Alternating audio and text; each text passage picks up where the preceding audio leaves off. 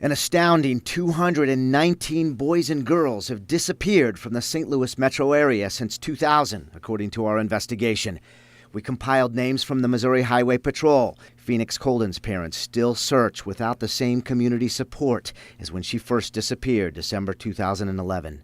It is a terrible, crying, deplorable shame that so many people can come up missing in this country, with a country with the type of resources that we have. Phoenix was living in North County. Her dad, Lawrence Colden, believes she was taken to be sold for sex and that she's alive. I found out when my daughter went missing that there were 3 other girls that had went missing in the same area where we were living. There is a demand for child sex, unfortunately. We rode with Kimberly Ritter, who now looks at abandoned buildings as potential hiding places for people who want to enslave children for sex. You have to be aware, because if you pay attention, you may be able to save a child. She learned about sex slaves by accident when working as a travel agent for nuns. A judge sentenced Kyle Parks for selling girls. It happened inside this St. Charles motel. One was a missing teen from Ohio. Detectives traced her cell phone here. If traffickers and kidnappers are brazen enough to use hotels, Ritter thinks it's likely they're also working in abandoned buildings. No one comes to a location like this. It is hidden in plain sight. Like this abandoned North St. Louis house that reportedly hid a 12-year-old girl for days. She'd been reported missing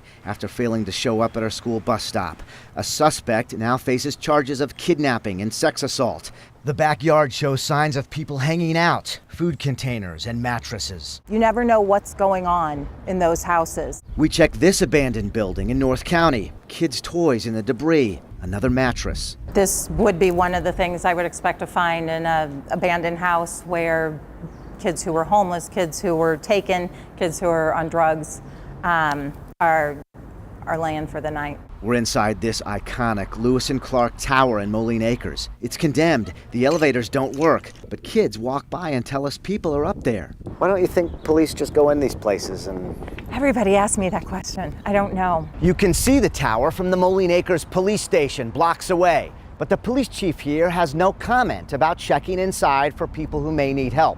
The St. Louis County Police Department does take action under a special investigations unit trained to rescue sex slaves. We talked to a lot of the girls, and a lot of them, it was just walking down the street, skip school, they're running away, they're walking down the street, and then somebody will pull up and go, hey, where are you headed to? During a traffic stop, county officers now know they have to look for more than just signs of someone selling drugs. They're looking for people who may be selling other people.